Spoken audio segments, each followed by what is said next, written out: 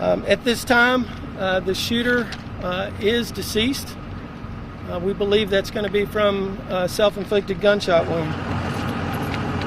We have 13 victims. Our hearts go out to those that were injured.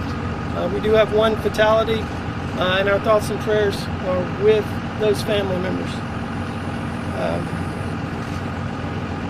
We had, like I said, we had 13 victims that we know of at this time. Now, please bear with me and know that this situation is probably going to change, and we'll do another update, another briefing, probably in 3 hours, somewhere in that range, and we'll update you. But we know that we've had 12 victims that were transported from this scene, and we also know that we've had at least one additional walk up to local hospitals.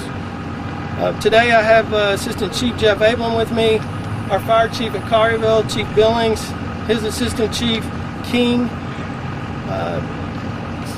Assistant Special Agent in Charge Jeremy Baker with the FBI. We have Colonel Smith with MPD, Chief Inspector Derek Mills with Shelby County. And I can't say enough about the cooperation and the help. And as bad as this scene is, and it's horrific. I've been involved in this for 34 years, and I've never seen anything like it. But our teams came together and worked together. That's not just the law enforcement agencies, but the fire. Sometimes there's a delay. There was no delay with our firemen coming into that scene with us. We just trained on this back 2 months ago at Collierville High School. So it is, it's like I said, it's with a broken heart that I have to stand here before you today. So please keep the families in your prayers. Keep the folks from this Kroger. We have a representative from Kroger here as well. I'm not sure if they're going to give a statement at this point, but everything is preliminary. So with that, I'll open it up for just a couple of real quick questions. One at a time. At this point in the investigation, it appears to be one shooter. And the deceased person, was that the shooter or was that? Both. We have one victim and then one shooter that's DOA at this point. And so just to clarify, 13 people shot and of those 12 injured and 1 dead, correct? Right. Not counting. At this point.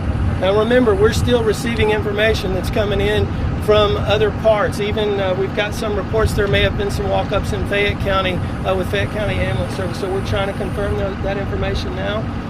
But this, like I said, this was a joint effort. We had, Chief Billings can speak more to the number of ambulances and where they come from, but every city around came and supported the sheriff. Right now, that crime scene is huge, and it's being worked by the FBI's evidence response team. TBI's got agents en route.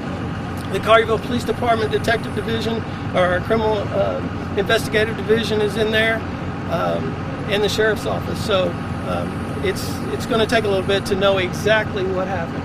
Was the shooter an employee or That's part of the ongoing investigation. That's something that we don't need to talk about. connected to the shooter? It's all still under investigation. Were there any children who were injured in the night? I do not have any information on that at this point.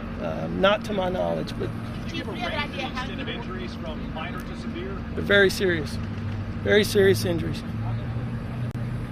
And Chief, do we have any idea how many people were in the store at the time? I do not at this point, but we know that we have quite a few witnesses. We're bringing in additional detectives for people that were in the store.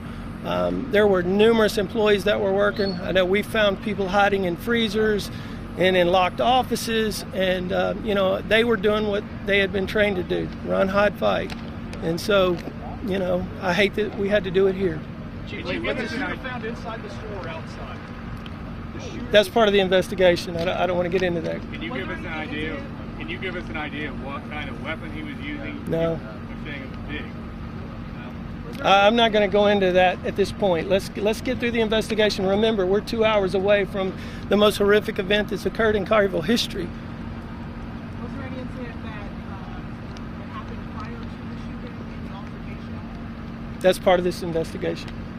Chief, there's an image circulating on social media about a person who is suspected to be the suspect on the top of the building. Can you confirm or deny that?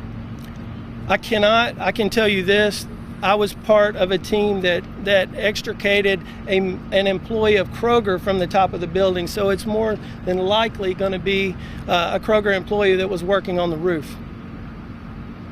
Chief, what's just the aftermath of this for this community, these employees you were just mentioning?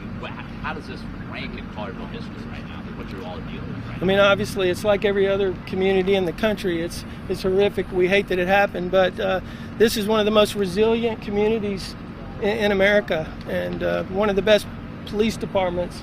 I'm very thankful. I watched guys that ran into the front of that building, knowing that historically, not in this case, but historically, many of these shooters have very high-powered rifles, and not one of them hesitated going in that front door.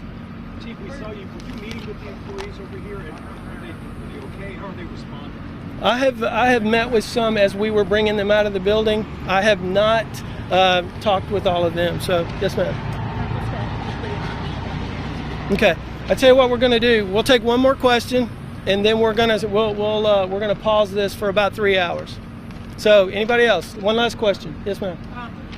All the victims are there. Oh. No, they're spread out among all the area hospitals. And because we're getting ready to leave, what equipment are you waiting? Do you need to go in his car? Do you need some equipment to check the No, car? that's part of the investigation. So we're going to hold that right now. What we don't want to do is create unnecessary fear. Okay. All right. Thank you, everybody. I appreciate you.